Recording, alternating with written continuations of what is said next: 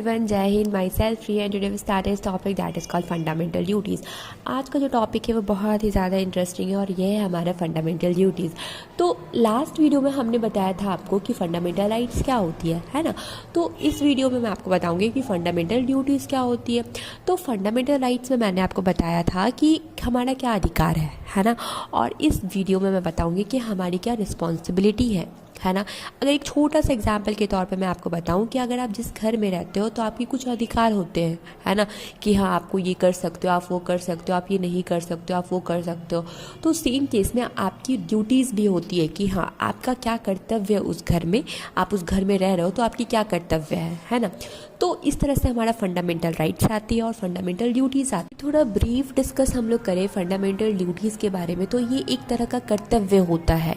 यानी आप कंट्री से इस चीज़ का डिमांड कर रहे हो कि हाँ मुझे राइट टू स्पीच चाहिए, मुझे राइट टू एजुकेशन चाहिए। तो क्या कंट्री भी तो आपसे डिमांड कर सकती है ना कि चलो मैं तुम्हें इतना अधिकार दे रहा हूँ लेकिन उसके अगेंस्ट में आपको भी कुछ करना पड़ेगा, है ना। अगर आप कंट्री में रहते हो, अगर आप उसके सोर्सेज को यूज़ करते हो, है ना, आप जिस कंट्री में रहते हो उस कंट्री के सोर्सेज को आप यूज़ करते हो, तो कंट्री भी तो डिमांड करती है ना कि हाँ आपकी भी ये ड्यूटीज़ बनती है कि आप भी हमारे प्रति ये काम करो, है ना।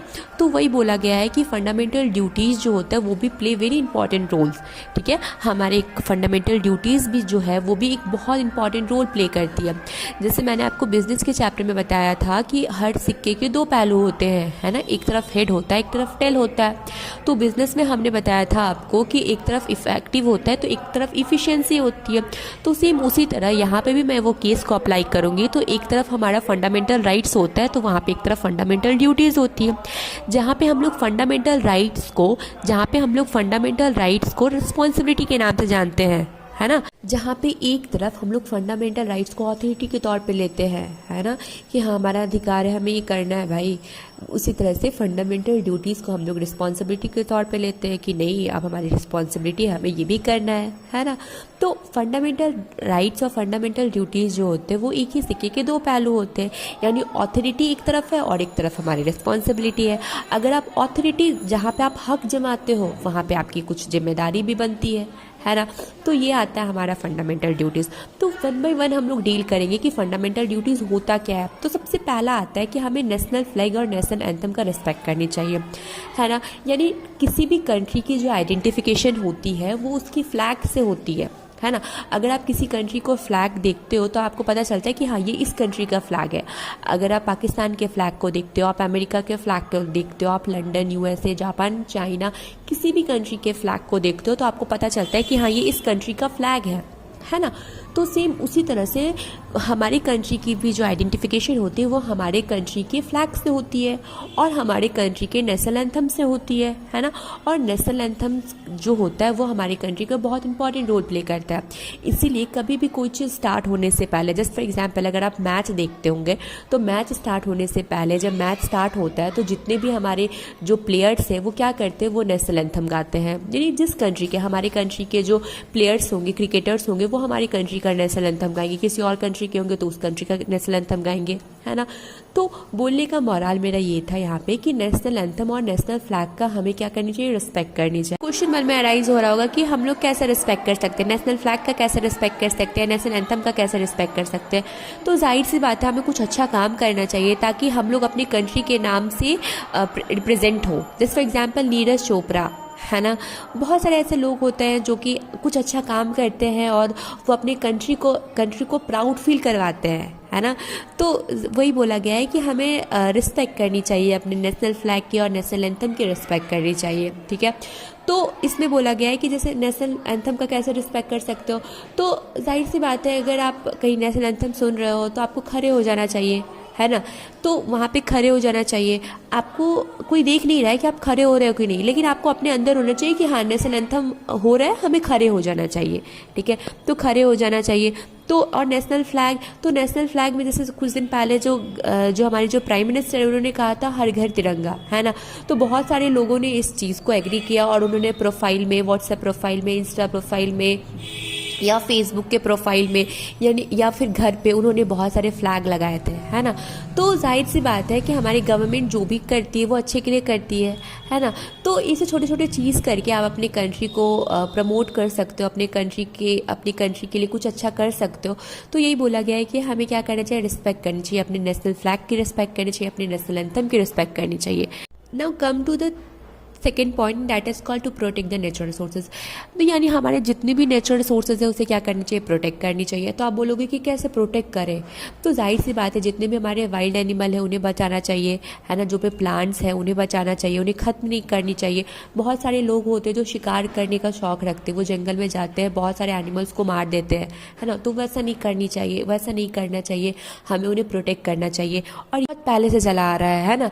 मैं ये नहीं बोलूँगी कि अभी से स्टार्ट हुआ है और अभी हम लोग ये प्रोटेक्ट करें, नहीं, ये बहुत पहले से चला आ रहा है। अगर आपने हिस्ट्री पढ़ा होगा, क्लास 9th क्लास 10th का हिस्ट्री अगर आपने पढ़ा होगा, तो उसमें आपने देखा होगा कि जो अमृता राव जो है उन्होंने चिपको आंदोलन स्टार्ट किया था। यानी ट्री को काटने के लिए कुछ ब्रिटिशर जो आए थे, तो लोग, गांव के जो लोग थे, उन्होंने क्या कर लिया था, ट्री को घेर लिया था कि नहीं, पहले मुझे काटो फिर ट्री को काटना, है ना।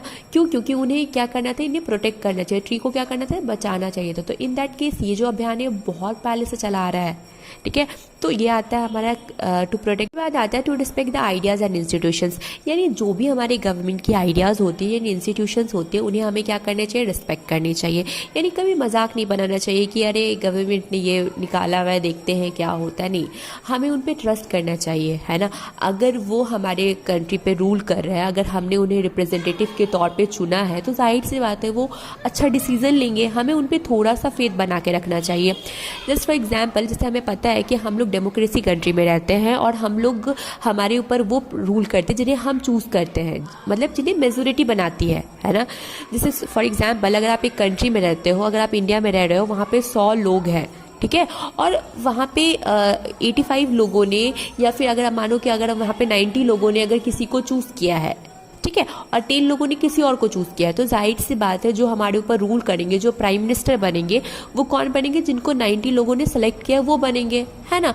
यानी मेजोरिटी की पावर ज़्यादा चलती है। तो इन दैट केस क्या होता है ना कि हमें उन पर ट्रस्ट रखना चाहिए कि हाँ वो कुछ अच्छा करेंगे, थोड़ा सा फेथ बना के रखना चाहिए। बहुत टाइम ऐसा होता है कि गवर्नमेंट जो होते हैं वो फेथ पे नहीं आ पाते हैं, यानी जो हमारे जो कैंडिडेट्स हैं या फिर जो भी हमारे पीपल्स हैं उनके फेथ पे नहीं उतर पाते हैं, लेकिन फिर भी हमें उन्हें थोड़ा सा चांस देना चाहिए और हमें उन पर थोड़ा सा फेथ बना के रखना चाहिए, यानी उनको आइडियाज़ को थोड़ा सा प्रमोट करना चाहिए, ठीक है। तो यही बोला गया है कि हमें रिस्पेक्ट करनी चाहिए कि हाँ गवर्नमेंट क्या डिसीज़न ले रही है, उनकी क्या आइडियाज़ है, हमें रिस्पेक्ट करनी चाहिए। और जितने भी इंस्टीट्यूशंस है, गवर्नमेंट के इंस्टीट्यूशंस है, उन्हें डिस्ट्रॉयड नहीं करनी चाहिए। Got it. यानी कभी कभी हम लोग देखते हैं कि जब एग्जाम्स में लेट होता है या कोई पेपर लीक हो जाता है, जैसे बीपीएससी का पेपर कुछ टाइम पहले लीक हो गया था, तो जितने भी कैंडिडेट हैं वो क्या करते हैं ना, वो लोग उतर जाते हैं, धरना पे उतर जाते हैं, ट्रस्ट हट जाता है, और वो लोग क्या करते हैं ना, गवर्नमेंट की जो प्रॉपर्टी है उसको डिस्ट्रॉयड कर देते हैं, ट्रेन को तोड़ने लगते हैं, बड़े बड़े बिल्डिंग्स को तोड़ने लगते हैं। तो हमें वैसा नहीं करनी चाहिए, हमें थोड़ा सा ट्रस्ट रखनी चाहिए, गवर्नमेंट जो है वो अच्छा करेगी, ठीक है। तो वही बोला गया है कि हमें रिस्पेक्ट करनी चाहिए, उनके आइडियाज़ को रिस्पेक्ट करनी चाहिए, उनके इंस्टीट्यूशंस को रिस्पेक्ट करनी चाहिए। Got it. Now come to the fourth point and that of the cultures. यानी हमारे जितने भी कल्चर्स है, यानी हमारी सोसाइटी में बहुत सारे कल्चर्स के लोग रहते हैं। बहुत लोग हिंदू रहते हैं, यानी वो अपना फेस्टिवल सेलिब्रेट करते हैं, बहुत लोग मुस्लिम रहते हैं, वो अपना करते हैं, क्रिश्चियंस रहते हैं, सिख रहते हैं, अलग अलग लोग रहते हैं हमारे सोसाइटी में। तो हमें उनके कल्चर को प्रिजर्व करनी चाहिए, उनके कल्चर्स को प्रमोट करनी चाहिए, ये ना कि उनके कल्चर्स को हटाना चाहिए, ठीक है। तो यहाँ पे क्या होता है, टू प्रिजर्व द कल्चर, यानी कल्चर को हमें क्या करनी चाहिए। मैं अनदर वर्ड में बोलूँ कि कल्चर, प्रिजर्व द कल्चर का मतलब हमें अपनी संस्कृति को नहीं भूलनी चाहिए। यानी हाँ, हमें मॉडर्न अप्रोच रखनी चाहिए कि हाँ हम लोगों का मॉडर्न थिंकिंग होता है, मॉडर्न अप्रोच होता है, हमारा माइंड जो होता है वो वाइड होनी चाहिए, है ना। तो ये होना चाहिए, बट हम लोगों का क्या संस्कृति है ये नहीं भूलनी चाहिए, ठीक है। तो ये आता है टू प्रिजर्व द कल्चर, यानी हमें अपनी कल्चर को प्रिजर्व करनी चाहिए, यानी हमें फेस्टिवल को बचा के रखना चाहिए। जैसे आज के टाइम में बहुत सारे ऐसे फेस्टिवल जो है वो लोग सेलिब्रेट नहीं करते, है ना। तो बहुत सारी चीज़ें जो है वो लोग करना भूल गए हैं, तो वो नहीं करनी चाहिए। हमें अपनी फेस्टिवल को धूमधाम से सेलिब्रेट करनी चाहिए, ठीक है। तो हमें अपने कल्चर्स को याद रखनी चाहिए कि हाँ हमारी ये कल्चर है, ठीक है। फिर आता है हमारा पब्लिक प्रॉपर्टी, यानी हमारी जितनी भी पब्लिक प्रॉपर्टी होती है, चाहे वो रोड होता है, चाहे वो पार्क होता है, वो सारी को क्या करनी चाहिए, प्रोटेक्ट करनी चाहिए, ठीक है। उसके बाद आता है जो भी हमारे गवर्नमेंट की आइडियाज़ होती है, मैंने भी जस्ट अभी बताया था कि जितनी भी गवर्नमेंट की आइडियाज़ होती है उसे हमें क्या करनी चाहिए, प्रोटेक्ट करनी चाहिए। नेक्स्ट आता है हमारा टू रिस्पेक्ट द गवर्नमेंट, यानी जाहिर सी बात है हमें अपनी गवर्नमेंट की जो भी डिसीज़न है उन्हें रिस्पेक्ट करनी चाहिए, ठीक है। यानी ऐसा नहीं होना चाहिए कि हाँ जो मैंने सेलेक्ट किया है वो गवर्नमेंट नहीं बना है तो मैं इसे प्रोटेक्ट नहीं करूँगी या फिर मैं इन्हें सपोर्ट नहीं करूँगी, ऐसा बिल्कुल नहीं होना चाहिए। यानी जो भी गवर्नमेंट बना है वो मेजोरिटी के बेस पे बना है और हाँ हमें उस पर ट्रस्ट करनी चाहिए, हमें उस पर फेथ रखना चाहिए कि हाँ वो जो भी डिसीजन लेंगे अच्छा डिसीजन लेंगे, तो थोड़ा बहुत तो ट्रस्ट कर ही सकते हैं ना हम लोग। तो वही बोला गया है टू रिस्पेक्ट द गवर्नमेंट। आता है respect to speech, it is a very important part of fundamental duties, ये फंडामेंटल ड्यूटीज़ का बहुत इंपॉर्टेंट पार्ट है। तो यानी जो भी रिस्पेक्ट मतलब स्पीच है, यानी स्पीच मतलब यानी जो भी हमारे जो एंसेस्टर ने दिया है, यानी फिर जो भी हमारे जो पूर्वज, यानी मैं बोलूँ अगर जो भी जो देश के लिए जिन्होंने जो शहीद हुए उन्होंने जो भी स्पीच बोला है या जो भी स्लोगन दिया है हमें उनकी रिस्पेक्ट करनी चाहिए। Just for example Vande Mataram किसने बोला, बंकिम चंद्र चटर्जी ने, है ना, तो इनका हमें रिस्पेक्ट करनी चाहिए। उसके बाद आता है करो या मरो, ये किसने बोला है, तो महात्मा गांधी, जाहिर सी बात है फादर ऑफ नेशन, इन्होंने बोला है तो इनकी भी हमें रिस्पेक्ट करनी चाहिए। उसके बाद Swaraj is my birth and I shall have to eat, तो ये कौन बोला है, तो ये बाल गंगाधर तिलक ने बोला। तो जनरली छोटा छोटा चीज़ जो है वो आपको याद रखना पड़ता है। फिर एक बहुत फेमस स्पीच है, तुम मुझे खून दो मैं तुम्हें आज़ादी दूंगा, ये सुभाष चंद्र बोस ने बोला है। Give me a blood I will give you freedom, तो ये सुभाष चंद्र बोस ने बोला। तो जाहिर सी बात है बहुत सारे फ्रीडम के टाइम में बहुत सारे लीडर ने बहुत सारे स्लोगन दिए थे, बहुत सारे स्पीच दिए थे, तो उसे हमें प्रोटेक्ट करनी चाहिए, यानी उसे हमें रिस्पेक्ट करनी चाहिए, ठीक है। यानी उनकी जो सेक्रीफाइस है उन्हें हमें याद रखनी चाहिए और हमें अपने देश के लिए कुछ ना कुछ करते रहना चाहिए, ठीक है। तो ये आता है हमारा फंडामेंटल ड्यूटीज़, ठीक है। तो जनरली फंडामेंटल ड्यूटीज़ में हमने क्या क्या देखा, तो हमें अपने नेशनल फ्लैग का रिस्पेक्ट करनी चाहिए, नेशनल एंथम का प्रोटेक्ट करनी चाहिए, जितने भी हमारे नेचुरल रिसोर्सेज है उसे प्रोटेक्ट करनी चाहिए, जो भी आइडियाज़ एंड इंस्टीट्यूशंस है उन्हें प्रोटेक्ट करनी चाहिए, है ना, रिस्पेक्ट करनी चाहिए, जो भी हमारे कल्चर्स है उन्हें प्रिजर्व करनी चाहिए। फिर जो भी हमारे पब्लिक प्रोजेक्ट है यानी पब्लिक प्रॉपर्टीज़ है, ठीक है, पब्लिक प्रॉपर्टी है उसे हमें बचा के रखनी चाहिए, ठीक है। जो गवर्नमेंट की जो आइडियाज़ है वो हमें रिस्पेक्ट करनी चाहिए और रिस्पेक्ट टू द स्पीच, यानी जो भी स्पीच है, जैसे स्पीच में कुछ फेमस स्पीच मैंने बताया, जैसे जय हिंद, यानी कुछ भी होता है तो हम लोग लिखते हैं जय हिंद, है ना। फिर हमारे वंदे मातरम कभी कभी पूछ लिया जाता है एग्जाम्स में कि वंदे मातरम किसने बोला था, तो आपको याद रखना है बंकिम चंद्र चटर्जी ने बोला था। करो या मरो ये किसका डायलॉग है, तो ये महात्मा गांधी यानी फादर ऑफ नेशन इनका डायलॉग है ये।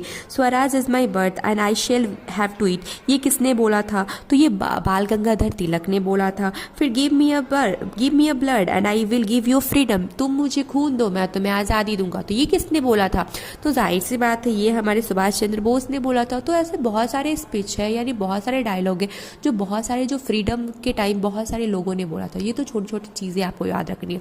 तो जनरली आज हमने फंडामेंटल ड्यूटीज़ पढ़ा, ठीक है। लास्ट में हमने फंडामेंटल राइट्स पढ़ा था। फंडामेंटल राइट्स और फंडामेंटल ड्यूटीज़ में क्या अंतर है मैंने बता दिया है कि जहाँ एक तरफ हमारी ऑथोरिटी होती है तो दूसरी तरफ हमारी रिस्पॉन्सिबिलिटी होती है, एक तरफ जहाँ हमारा अधिकार है तो दूसरी तरफ हमारी जिम्मेदारी है यानी कर्तव्य है, ठीक है।